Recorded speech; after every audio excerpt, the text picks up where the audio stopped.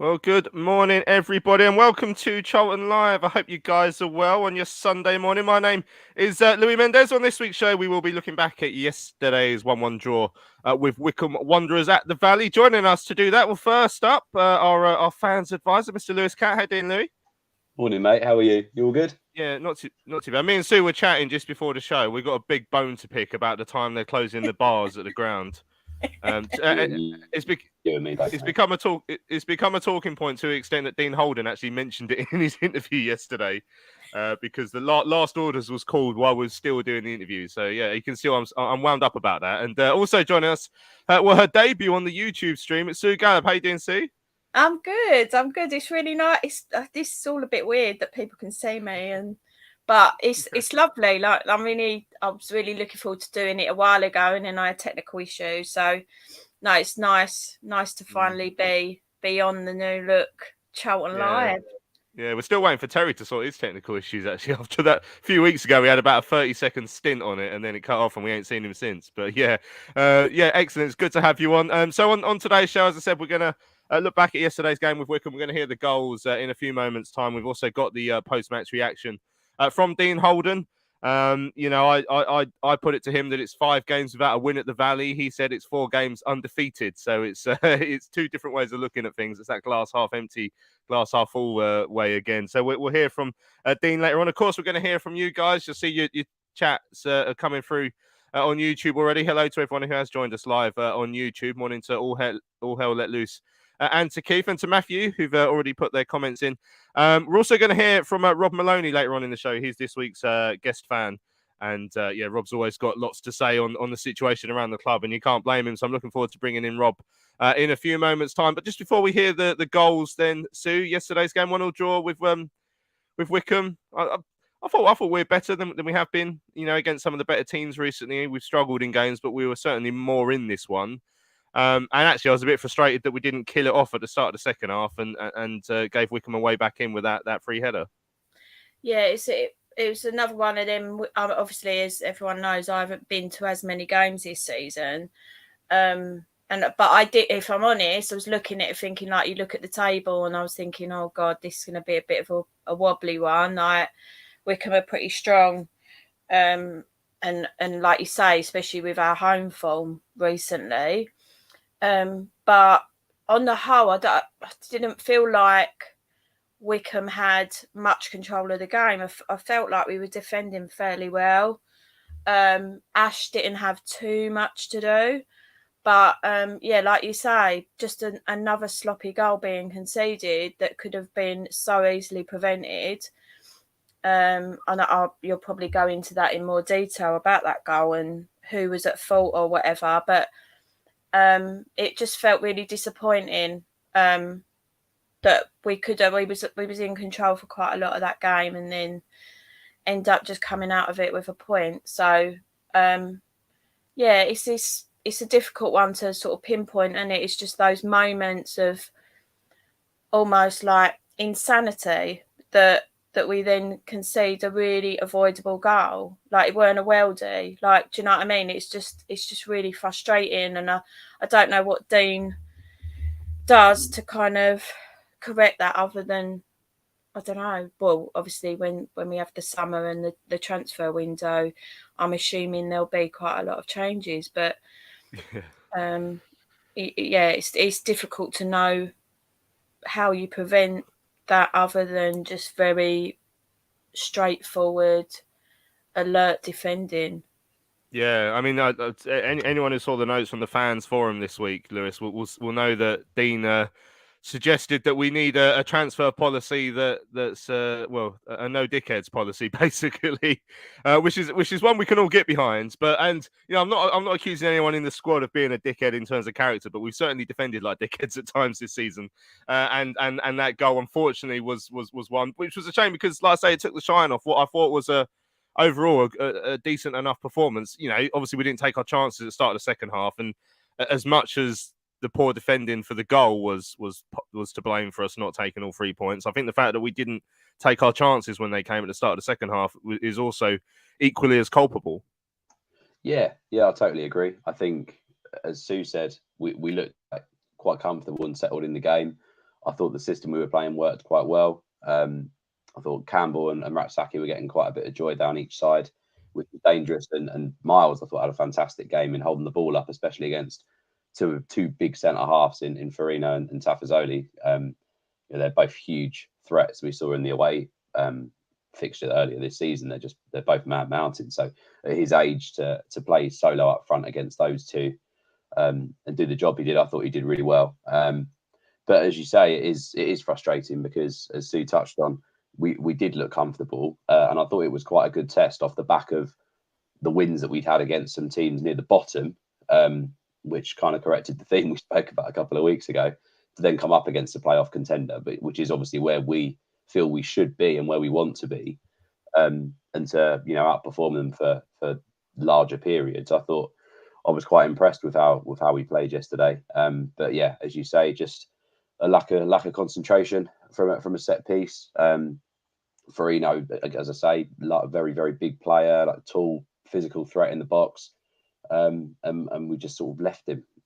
So yeah, I think Dean will hear it in his presser, I suppose, but I think he was pretty frustrated that it's another set piece that we've conceded. But I think on the whole, taking that disappointing defending out of it, I think we'd be quite pleased with the result, especially looking at some of the results we've had this season. To be, I'd take a point really if we were a bit, I don't know, if our season had gone a different way, you'd probably take a point on paper. But overall, because of the way we played, we could obviously feel quite disappointed we didn't take all three. Yeah, definitely. Right, let's have a listen back to the goals then from yesterday on Charlton TV. As always, the commentators were Greg Stubley and Terry Smith.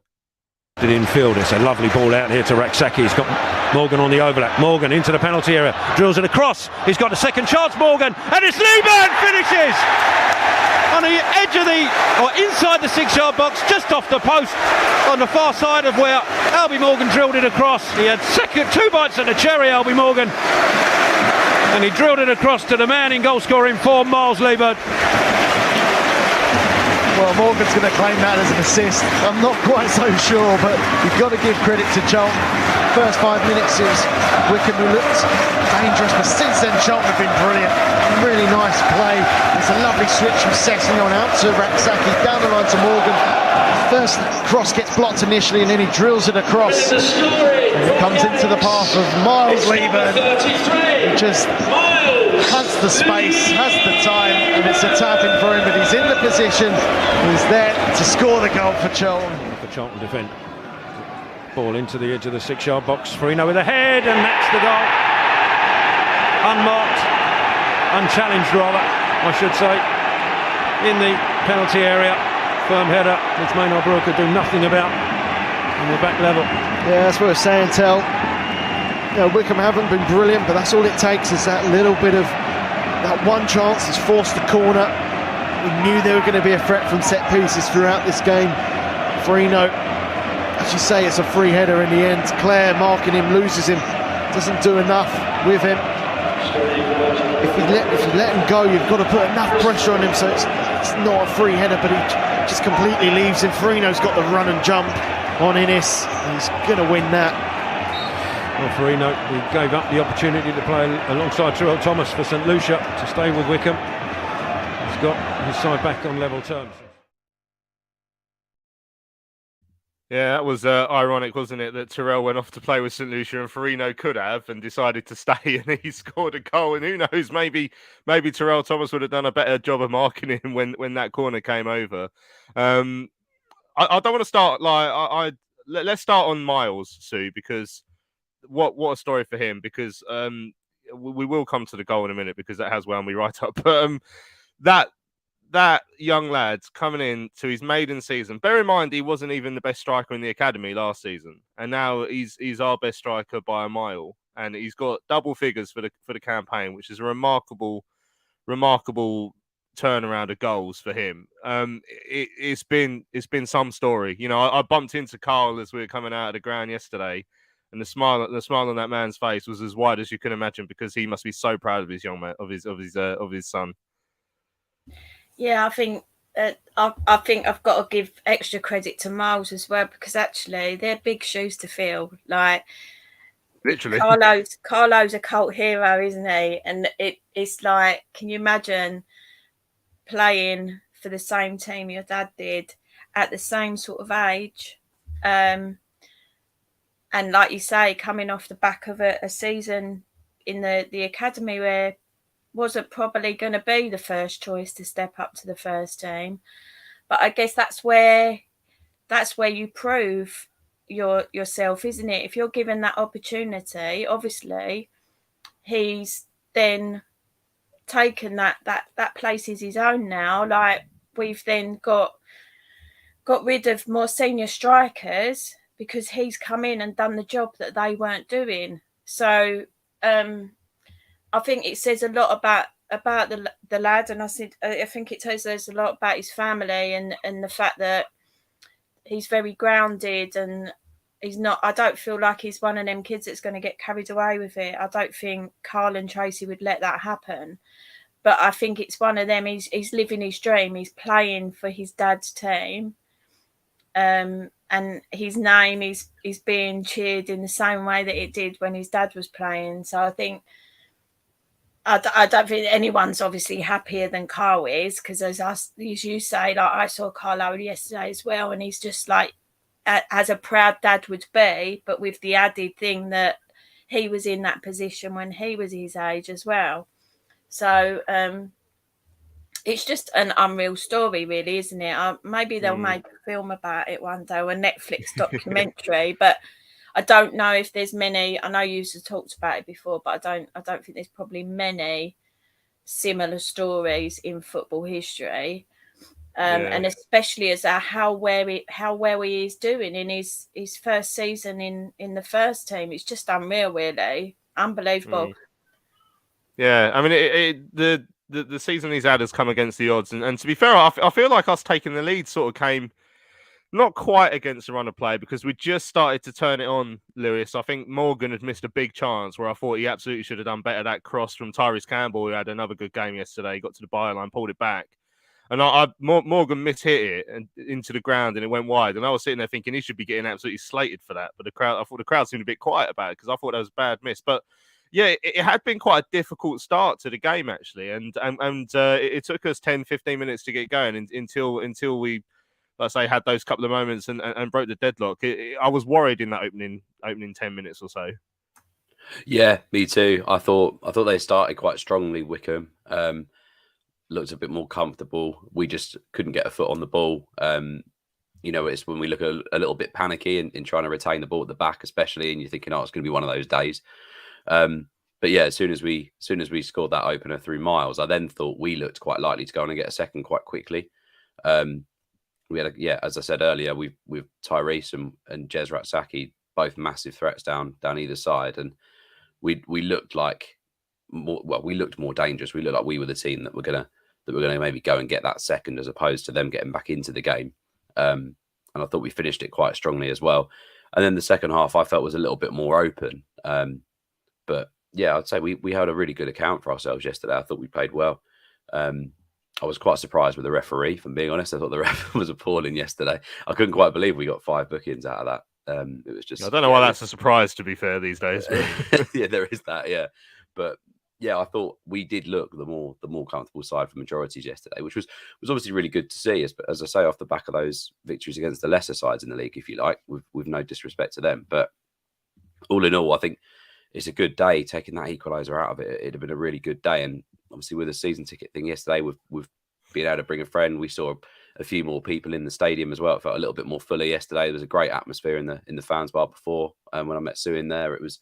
Yeah, it felt like a lot nicer of a day. You feel like everyone's had a bit of a lift for whatever reason. It felt like everyone was on quite a high. Maybe that contributed to Albie not getting so much stick when he missed that sitter in the first half. I don't know, but yeah, obviously disappointing to just come away with just the point. But yeah, all in all, it felt like quite a positive day yesterday, which given circumstances is quite bizarre. Yeah, exactly that. I mean, we can't forget where we are and where we are apparently going, which is absolutely nowhere. Which is why it's weird that it is nice the fact that we're on a little run in terms of as Dean said, 4 unbeaten. I did point out we haven't won at the Valley since mid-January, which is a shame because as soon as we turn our away form on, the home form turns off, and it's easy to forget at the start of the season we went quite a while unbeaten at the Valley. But I think we've only won 6 home games all season, which is absolutely atrocious, really, when you think about it. And that's why we are in mid-table. Right, let's dive into it then. The goal, Sue. So I watched it back. So Farino, the geezer who scored it, all 6'3" of him, he snuck in undetected. Like if only he was a giant man, it might have been easier for us to see him. And so Sean Clare was sort of floating around the penalty spot, watched him come in. Watched him go past him, looked at the ball a little bit, and then didn't attack the ball or the man. And the geezer had a free header into the corner. Morgan, a lot of people say that Morgan was on the post, but actually, if you watch it back, he was sort of floating around 6 yards out, trying to, I don't know if he was marking someone, and then decided to drop in, and then dropped in too far. So it wasn't he was on the post and then went away from the post. He never really actually got to the right place in the first instance. So. Yeah, an absolute howler of a goal to concede, and a gentle reminder that sometimes, unfortunately, we do defend like dickheads. I'm actually going to get a T-shirt made with no dickheads written on it. I mean, I've got to admit, at first glance, I was blaming Albie because when I looked at it going in, Albie was there. And I was like, why is he not like... And he looked like he was taking the blame for it as well. And a few of the lads had gone up to him and put their arm around him to sort of console him a bit. And it looked like... And I think it was only sort of after that we was like, well, actually, what was Sean Clare doing? Like, how did they get into that position in the first place? And like you say, like, it's a bit like Ryan Inniss trying to sneak in, isn't it? Like, you're not going to miss someone that big. But again, it's like, you don't want to be overcritical. But for me, Sean Clare's a play that we need to be looking at defensively. He's not. He wouldn't be one of my first choices. No. Yes, Keith. Yeah, Keith in the chat says it's Clare who lost his man for the goal, and yeah, it was so poor. I mean, for all hell let loose, says Farino's run for the goal was quite simple, but was it enough to lose this defender? And it's absolutely not. Like I say, I got sent this video of the goal from like a wide angle, and I watched him in slow motion walking in, and Clare sees him. It's not like he completely misses him, but then he just doesn't do anything about it. It's bizarre, and it's there's moments like that, lack of concentration that's been part of it. I mean, all hell let loose says, will Clare be released? I mean, is he one whose contract's up at the end of the season? I can't remember how long he signed on for. If it was 2 years, I think he might be. Is he? Would you? I mean, if that is the case, Lewis, would you be looking to keep him on? He's another one on that long list of players where, if we're being serious about promotion, which is obviously another conversation for next season anyway, because it all depends on ownership, etc., etc. But if in an ideal world we are, is he one that you keep? Absolutely maximum, he'd be like a bench player for me, but I'm not sure I'd even keep him for that. Too inconsistent. It's an interesting one with Sean, isn't it? Because I quite like him as a player because of his sort of ability to fit in different positions. I think since he's come in, he's never really been able to play in his preferred position. But then the time he did play it, that was probably his worst performances under us when he first came in under Nigel, when he played in midfield. He's had to play at right back. And I think he's done a fairly good job. I think, as you say, inconsistent is definitely the word. Some games he'll be outstanding and score from 30 yards like he did earlier in the season. And then I thought yesterday was probably one of his weaker games for us, especially that second half when he kicked about 4 passes out of play in the space of 5 minutes. I like him because he's versatile. I agree with you. If we're going to be serious about promotion next season, which obviously depends on a lot of factors, is he going to be a first choice right back for a promotion winning team? I don't know. If Mandela had been fit for the majority of the season, would Sean Clare have been picked at right back over Egbo? I'm not so sure either. I mean, the moment that Egbo was fit, Sean Clare wasn't getting in the side. Granted, that was under Garner, who obviously brought Egbo in as his own man. But if we're looking at right backs that get forward and can contribute creatively, then I would be more inclined to start Mandela if he was fit. I think Sean's he's a decent player. I like his personality. I like what he's about. He's a trier. He was runner-up at Player of the Year last year. I don't think it's through lack of effort through him when he plays badly. I think it is just that he plays in so many different positions that maybe he can't find a focus. For me, I keep him as a squad player because of how versatile he is. But for me, it obviously depends on so many factors. If we're going to get a takeover and investment and we can go and sign someone that's more settled in that position, or we get Mandela fit for the season, he's the person, then for me, that would be the option. But if we're in the position we're in now, then I think Sean Clare is too valuable of a player to let go purely down to the versatility and him being able to fit in different positions when we've got a small squad that is obviously prone to injury.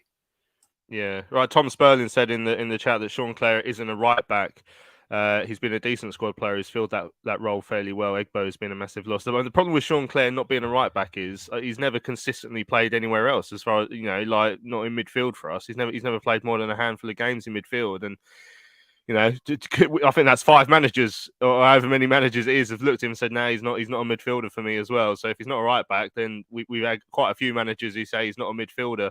Either. I mean, someone who is a midfielder, Albie Morgan. Bob by the Water says, when you're asking for man of the match, I'm going to go for Albie. He's so underrated. He obviously involved in the goal yesterday. Oh, there was a point yesterday where I was sat there going like, we're now about 3 or 4 years into Albie Morgan's career with Charlton, and still people can't decide if he's good or bad. What did you make of him yesterday, Sue? I thought on the whole, he was decent. I think, yeah, some of his decision making is still a bit questionable. But what is he now? What, 20, 21? I think he's only about 22. It's incredible, really. But it's a difficult one, isn't it? Because he's a bit Marmite. He's definitely, there doesn't seem to be anyone that kind of goes, yeah, he's all right. He's either they love him or they can't stand him. He's just turned 23. Oh wow, okay. So getting on a bit now. Yeah. Yeah, I don't know. It's a difficult one, isn't it? Because like you say, there was a couple of times, and I think what I like about him is his honesty. Like, he does put in 100% effort. He fights for that shirt and that ball. So I always would want players like that in my team. You can kind of like swallow odd mistakes if they're giving their all. And I think that Dalby's definitely one that you get that with. And I think, I don't know, it's a difficult one because I feel like now, like with George being captain, I feel like Albie seems to have grown a bit in his confidence. But yeah, it's a difficult one. I mean, man in a match yesterday, I couldn't really say who I would have given it to, but I think Albie would be up there definitely for the effort and the sort of attempt. But he was really unlucky with that attempt on goal. And obviously, yeah, we're saying that he's claiming an assist. Well, it's an assist. Yeah, it got there at the second bite of the cherry, I guess, which is part of it. And with Albie, you know what you get. You get moments where you think, oh, that was really good, but then you get other ones where you're like, could he have done better tracking back there? As you tried a Hollywood pass that hasn't come off.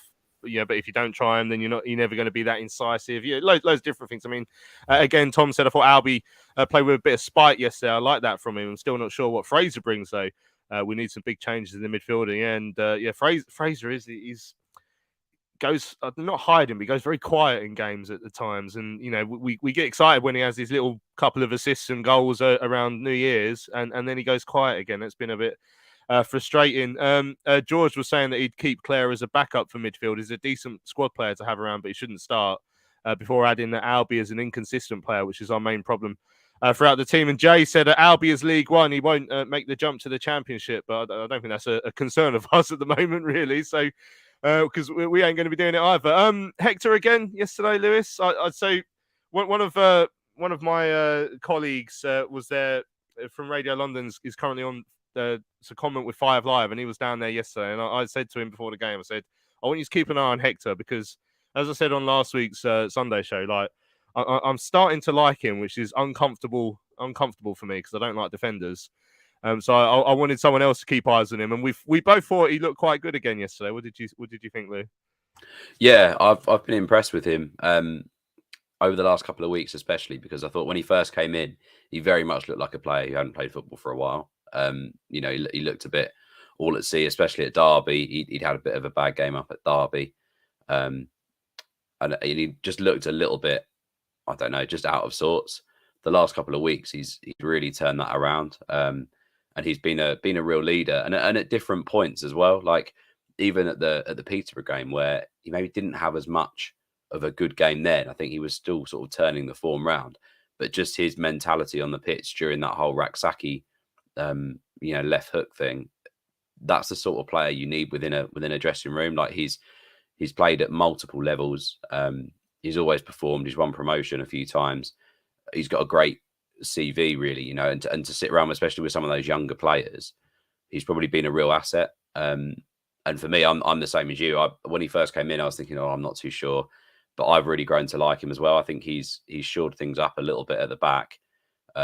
He looks comfortable. He played an unbelievable, talking of Hollywood passes, he played like an unbelievable Hollywood pass in the first half, and I wonder where that had been. But I'm liking him a lot, and obviously he's another one that's on that the short-term contract, and we don't know where he's going to be come the end of the season. Obviously, we don't know what his stance is going to be. Is he here because he wants to come in and find somewhere to settle, or is he trying to kickstart his career? And will there be some potential eyes on him from other clubs? I'd like to see him here next season. Really, for me, I think he's been quite a good addition. But as you say, I thought again yesterday he looked quite comfortable, and even when we made a few defensive howlers, he just looked a little bit more comfortable and put his arms around players, a bit more organised. Works well. I think he makes Ash a little bit better as well, and probably makes Ash feel a bit more confident with the ball at his feet too. So I'm glad Hector's doing really well now, and let's see what happens to him at the end of the season, because I think he'd be one I'd want to keep for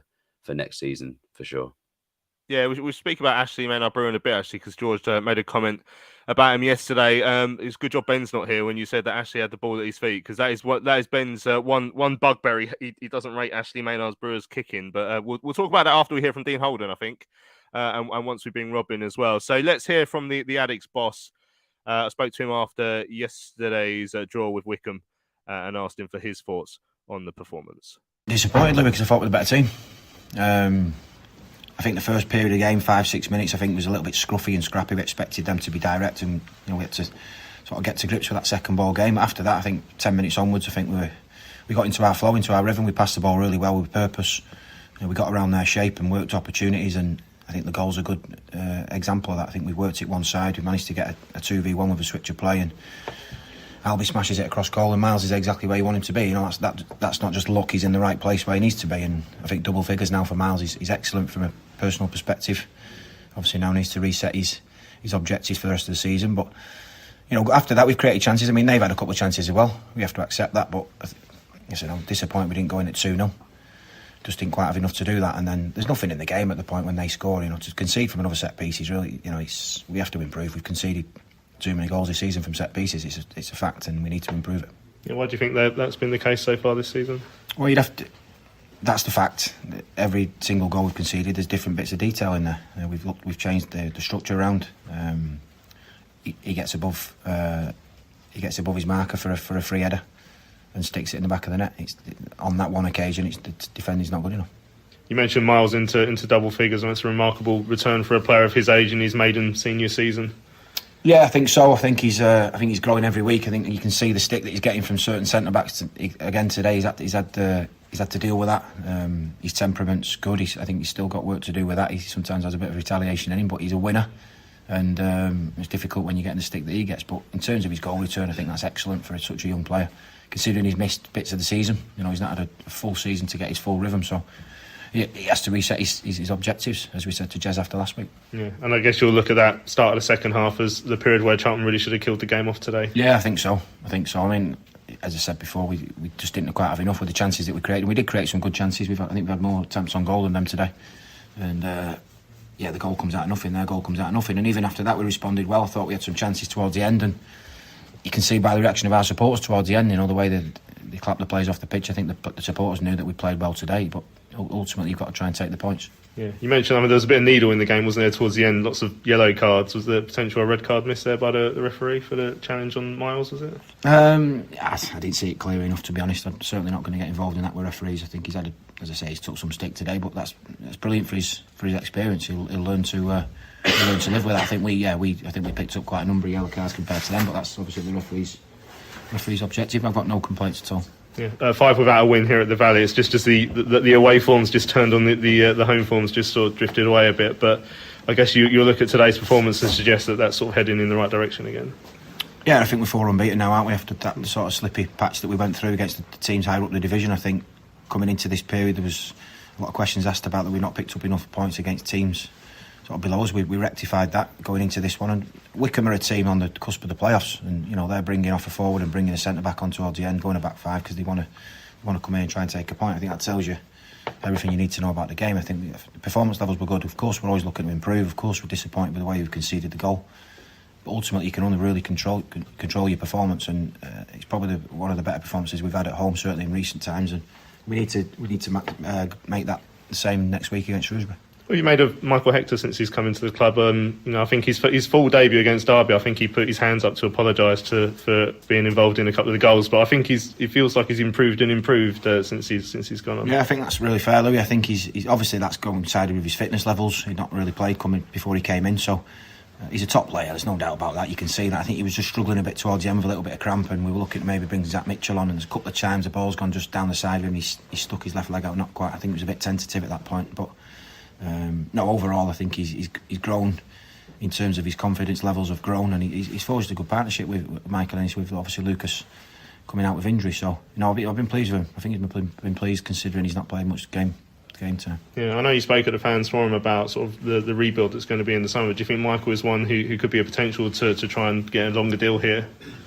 I think with all the players out of contract, we have to obviously make a decision on them. I think Michael's proved himself to be a really good defender, certainly at this level. He provides that level of composure next to Ryan, doesn't he, at the back? And I think there'll be players we'll be speaking to over the next period of a few weeks. Does he pass the test that you said you're going to sort of apply for the characters of the side going forward? I won't say it myself. Yeah, I can't say it on radio, can I?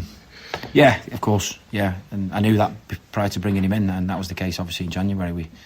I think he's got a little bit of exposure, what I said at the forum, but I think it's true. I think you can certainly get some short-term results with maybe some characters who are not great, but they're certainly good footballers. But I think over the period of a successful season, to build a squad that's capable of challenging for promotion, you need a group of people who are going to be together and give everything every day. That's ultimately what I was talking about. Michael certainly fits the bill, yeah. How much work has gone in already in terms of next year? I guess there is the uncertainty about whether it's Thomas or Mark Spiegel that you need to work with, but how much can you lay the groundwork at this time? We're preparing, as I've said before, when the players are in the building, all the focus is on the players, and then when they leave the building, all the focus is on different things, but obviously preparing for the next game, preparing team meetings. But there's a big chunk of it that goes into recruitment for next season. So we're already putting a lot of hours into that.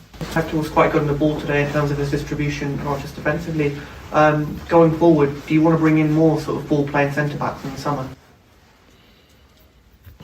We've got to keep more clean sheets than we've done this season, but we also want to play with a style that gets the attacking players on the ball. So I think of course you always want players that can take the ball and move the ball, but you need relationships on the pitch, don't you? You need defenders that can defend but still have a decent enough level of composure to be able to play from the back, of course. And Michael fits the bill, as you say. I think he's done well overall. Do Did you not feel the need to make any substitutions today? Well, obviously not, because I didn't. I mean, I'm looking at the team, and I'm thinking, Miles looks fine. I spoke to him physically, he looked fine. I thought it was always a threat for him. We could have maybe changed it up in midfield, but I felt we had people on the pitch, players on the pitch. Maybe looking at one point, Albie Morgan went to a yellow card when we were 1-0 up. We may be looking to change that one just because with 10-15 minutes to go, we'd had, I think, 4 yellow cards, and Albie in that midfield.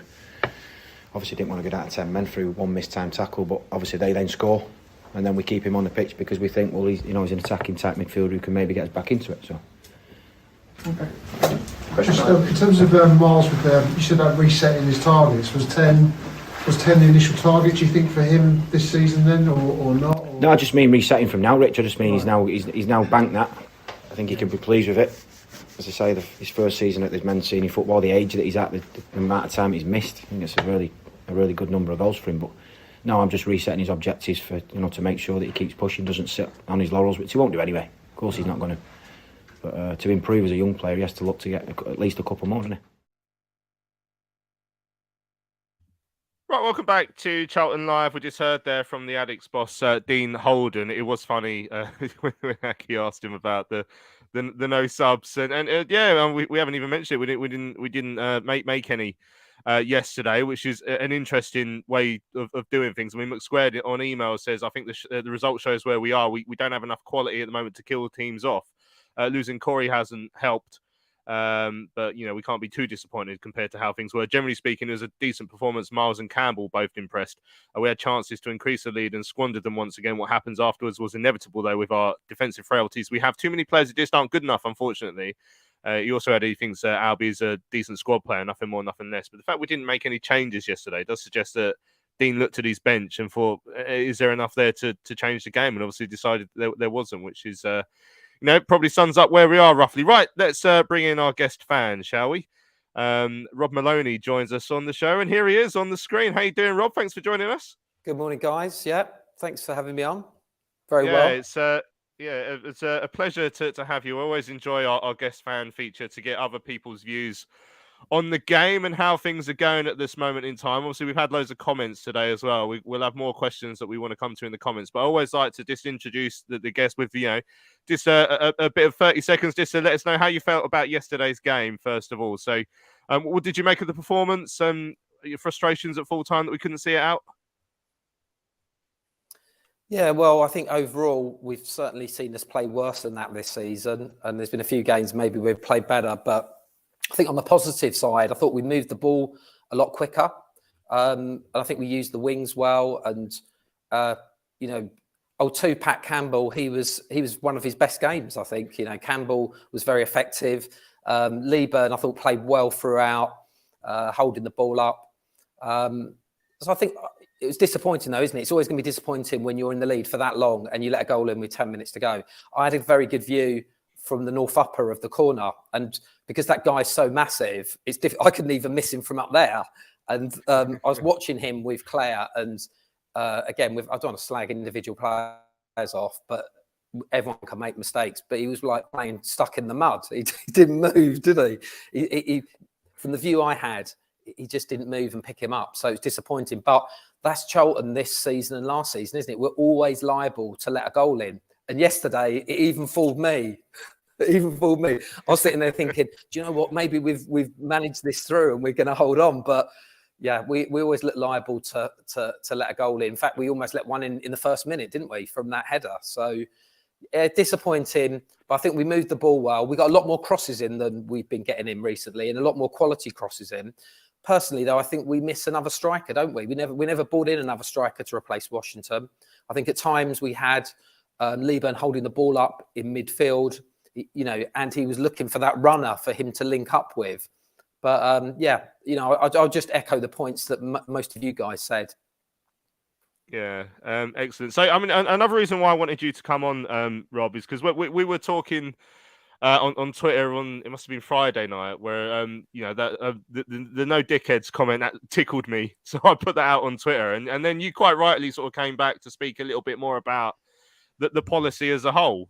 What is the transfer policy going to be this season? Yeah. And obviously a lot of it comes down to the ownership situation as well.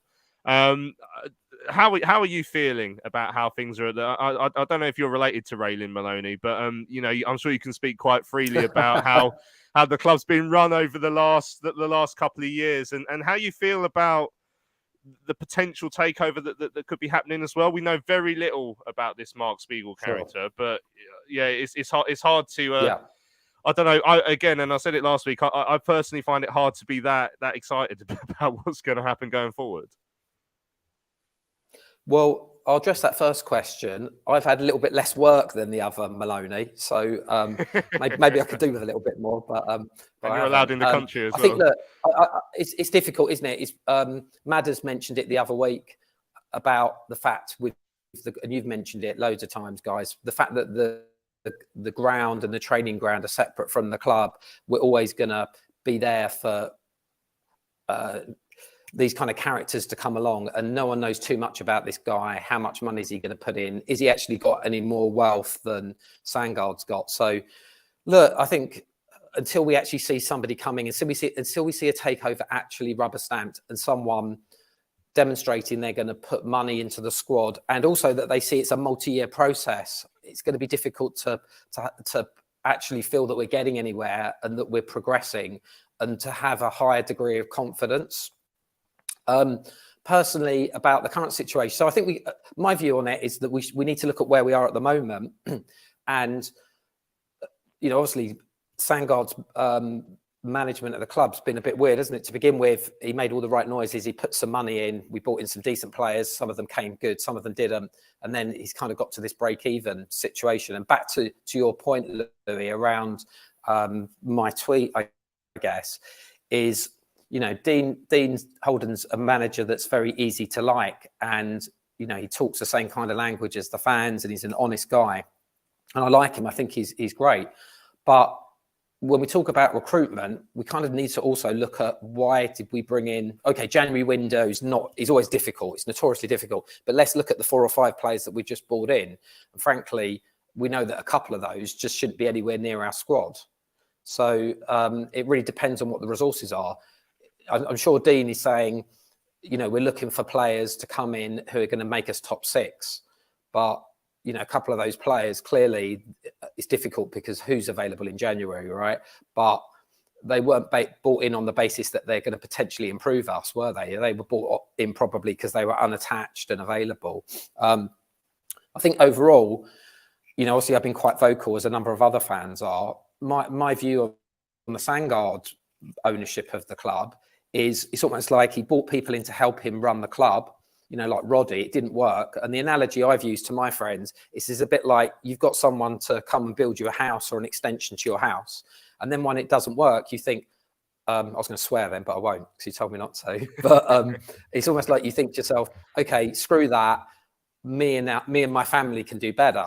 And I think it's not abnormal in a business to put one of your relatives on the board. So I can understand someone like Martin Sandgaard being on the board, but what's Martin Sandgaard doing in a technical position? And frankly, we look at the charter from the trust, etc. Maybe I've not read it properly, but I think that one of those points should be, we shouldn't be having people in technical positions on the board of the football club who haven't got the relevant experience. You know, that's my view. It's go ahead. Yeah, sorry. When I had I was on the train with you, wasn't I, a couple of weeks ago, coming back from it was Plymouth, wasn't it? It wasn't Exeter, it was Plymouth. And we were chatting about, because I think we just had the trust had been on, and you was, and I think I put a question to the trust when they were on. I think it must have been Lauren when she was on, something you'd said on the train about. I don't know. Are you one of those fans who feels like that there's more action that fans could be doing against the current ownership in terms of making their feelings more vocal? Are you one of those who feel sort of more along those lines than perhaps others do? I do, but I think that there's more than one way to do this, right? So I think that when there's a number of people out there, a number of fans out there, obviously all fans are equal. We've all got an equal view. You know, it doesn't mean that anyone's right or wrong, but I don't think the options are a full-blown massive protest. You've got to go and etc. or nothing. I think we almost have to work on the basis that Sandgaard isn't going anywhere, because we don't know if the EFL will approve it. We don't know if it will fall through like the last one. I think that we should be using the power of our money with regard to buying stuff, merchandise, going to the to crossbars, season ticket renewals, to say, look, we don't expect, we can understand your son being on the board, but we don't expect people to be in technical positions when they've got no relevant experience. He wouldn't get that job, like trying to identify players to come on board to the club. He wouldn't get that job anywhere else. He wouldn't even get an interview. So I think that's one issue. I think the other issue, the big issue for me, is having supported Charlton for 36 years now, is even when we didn't have a ground, we always use some of the proceeds that we got from transfers to reinvest back into the squad. Now, there'll be a lot of people out there that say there's many teams in League One that haven't spent money. I would suggest that those teams probably aren't hovering around 13th, 14th, 15th position. And it's not saying that we have to spend that money, but clearly, if we want to get in a striker with a bit of pace, someone who can run in behind like a Washington, who we never really replaced, I'm not sure how we're going to get that without reinvesting some of that money, even if it's 10 or 20%. So for me, working on the basis that the takeover might not happen because we have no control over it, I'd like to see, if Martin Sandgaard stays in the club, he has to be as an oversight board member, not someone in a technical position. And if we're going to get some proceeds in, we need to reinvest it. If we don't reinvest it, fans are not going to believe that we're going to come in the top 6. Season ticket sales are going to go down, losses are going to increase, and it just becomes a vicious circle. The other point I would make is I think that, look, the good things I see this season is that we've got so many good youngsters coming through, whether it's Maynard Brewer, Nest, Leeburn's played fantastic. But the other point I'm going to make around the squad is going to be around, a conversation I had with Keith Peacock a while back, where he said when him and Curbs were together, they always looked for players who were pretty much a guaranteed 7 out of 10 every match. We've got too many players in this squad, we all know this, who play a good game, then an okay game, then a bad game. This is League One, it's not the Champions League. So we just need to have more players who are going to consistently perform in, that's my view. That's, obviously Keith was kind of suggesting that. And I think that, when we look at some of the players like you've mentioned today, like maybe Claire, Morgan, I don't see them as consistent 7 out of 10 performers this season, is my view. And I think that, so if we're going to change the squad and we're going to bring those players in, are we going to have enough money for wages to be competitive, or to spend a little bit of money to bring in the key players like another striker? I think that's the unknown question. Yeah, and I absolutely agree about. You're talking about fans' confidence in what we're doing on the pitch and off the pitch, and how that will sort of relate to season ticket sales and stuff. It's all about sort of the messaging a little bit. And you're right that having someone like Martin Sandgaard in such a prominent role, the messaging's awful. All hell let loose says Martin knows more about modern football than the English. Now, who was it who said that? Well, that was Thomas Sandgaard, and that's the sort of messaging that's got us to the mess that we're in, along with obviously what they've done on the field of play. Right, hello to Jonathan West from the Charlton Upbeats, who's joining us this morning. I hope you're enjoying the show, mate. Freeman said that I nearly fooled myself into thinking we might win yesterday as well. Lewis, I'll bring you into it as well. So, Rob, I'll keep you as part of the sort of the general chat now. But you were at this fans forum yourself on whenever it was, Thursday, I think it was, and there was obviously this statement from Mark Spiegel, which is the first we've heard from him. And Richard Corley was very proud of the fact that he used the word rubbishing because Spiegel's something to do with recycling or something. But he rubbished these rumours that his backer had walked away. Can you tell us more about what was said in that meeting? And is there any actual meat on the bones of who this Mark Spiegel might be?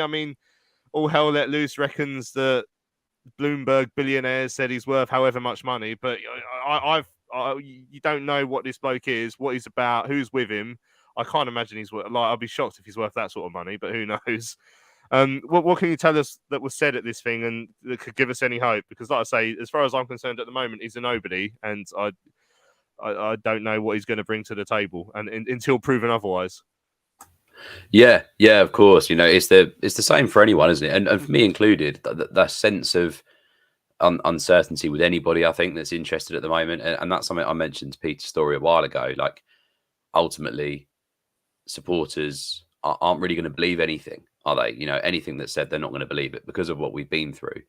And I think that from what Peter's saying is that he's very much made Mark Spiegel aware of the situation here. And I think that he respects that from what I know.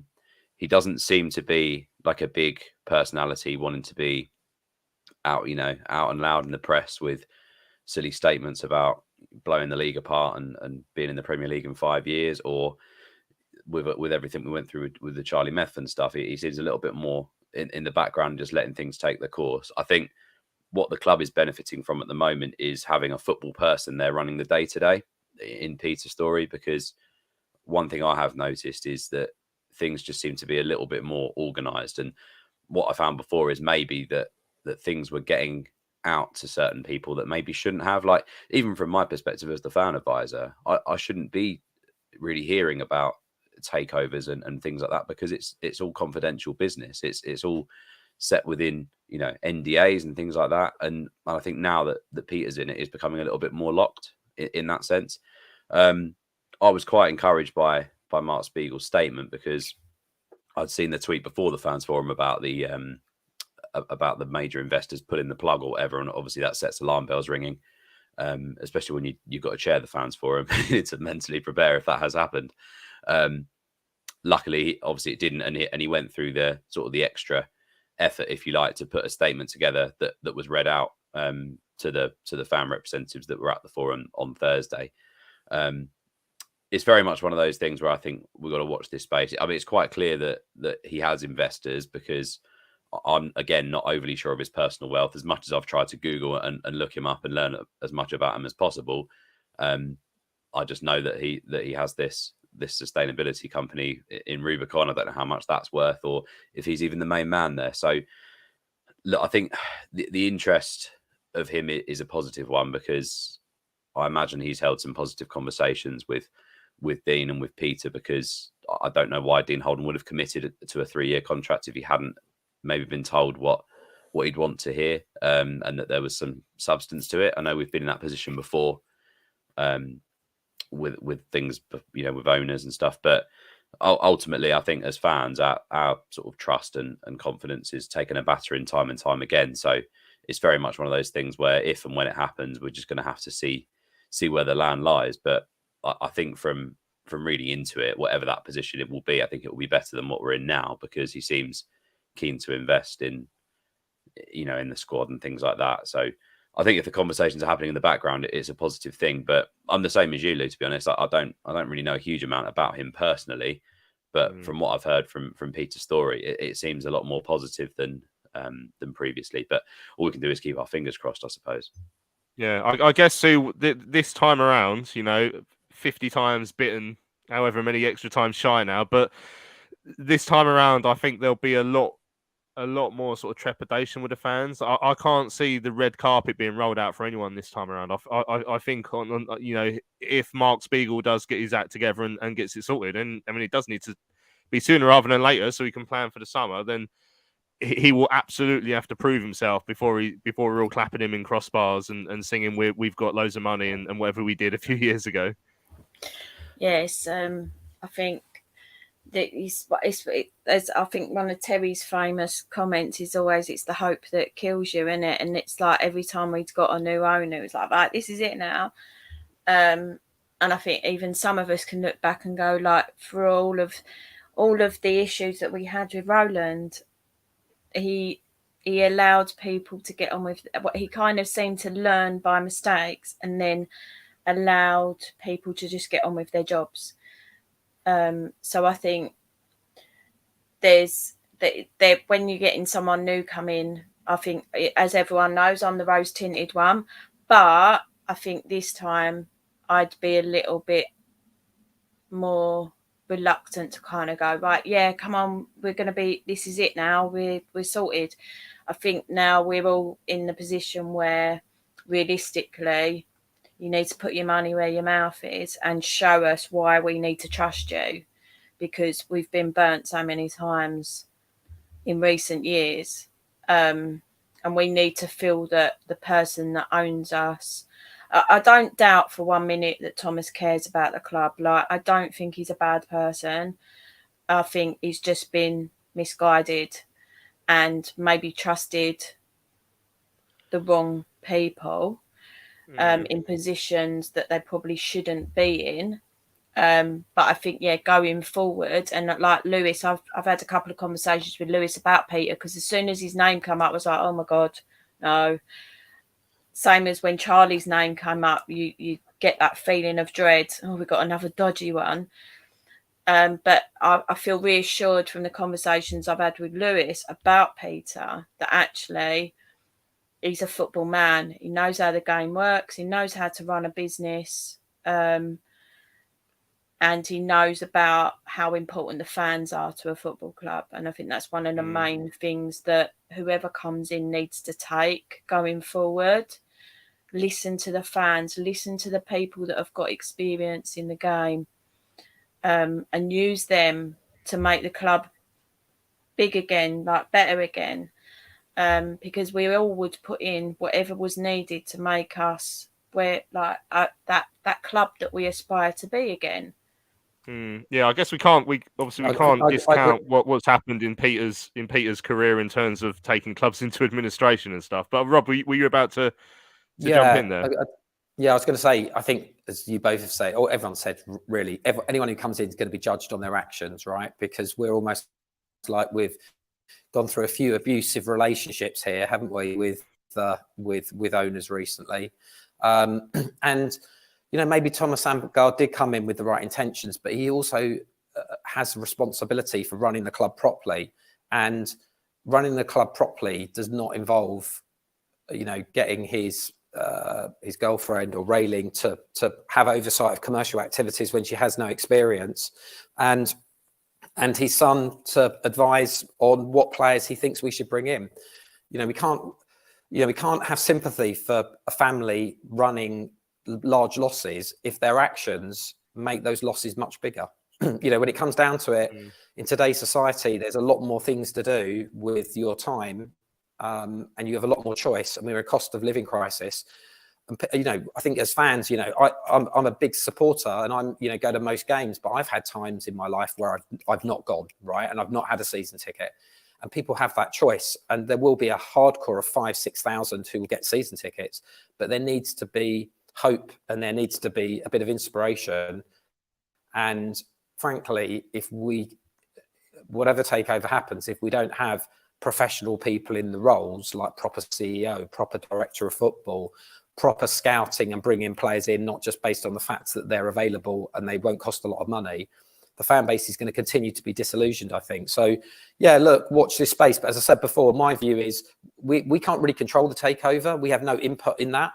So I think, frankly, as a fan base, that comes back to your question earlier, I think we should be thinking, if it doesn't go ahead, what do we demand from the current ownership? It's okay talking about what we expect from a new ownership, but we have no control whether it's going to go through or not. That's a really good point. And also another good point that Paul's just put in the chat, which is one I did want to make myself, is, Paul that says, Thomas has effectively enabled certain individuals at the club to treat good and loyal staff appallingly. Enough said. I mean, obviously, we all know about Nathan the groundsman. We know about other members of staff who've left in acrimonious circumstances for them. Unfair circumstances in some cases, and the way he sort of treats people as well. I mean, even I don't know if you guys saw the comments from Ben Garner in the Times yesterday about the way he was sacked. It was just cold-hearted, really, and we've seen that from football people. And we've seen that from non-football people as well. And it's a culture around the club, which I've said it for months. I speak to people inside the club quite a lot, and you worry about the culture at times. Hopefully, Peter Storey is going to try and sort that out a little bit, or having someone who, like I say, who's at least been in football before might change that. Or as I said, his track record is hit and miss, to put it kindly. But yeah, we'll see. Right, we've actually come to the end of the show, actually. Again, it always flies by, especially when we get the guest on. So I want to say a massive thank you, Rob, for joining us. And I hope you enjoyed it. And thanks for coming on and having your say. Thanks for having me. Cheers, guys. Yeah, cheers. And thank you to Lewis and Sue. Sue, congratulations on your YouTube debut. You took to it like a duck to water. It's just the same as just talking. It's just everyone can see you, really. But yeah, well done. Yeah, nice. I've really enjoyed it, actually. It's like I was a bit nervous about being on camera, especially as you hadn't allowed me my hour to get my hair and makeup done. But this is what I look like normally. Yeah, cheers for coming on, Sue. Lewis, always, as always, good to see you, mate. Yeah, you too, mate. Thanks very much. Cheers. Right, yeah. So thanks to everyone who's joined us on the live stream and or anyone who's watched on catch up or listened via the podcast. Don't forget to subscribe to our YouTube channel at Charlton Live, where our subscription numbers are ticking up, which is exactly what we need to see. So thanks for everyone who's joined us. Right, I'm Louis Meadows. Thanks for listening. We shall be back on Thursday, where we'll look ahead to next week's game with Shrewsbury. We shall see you then.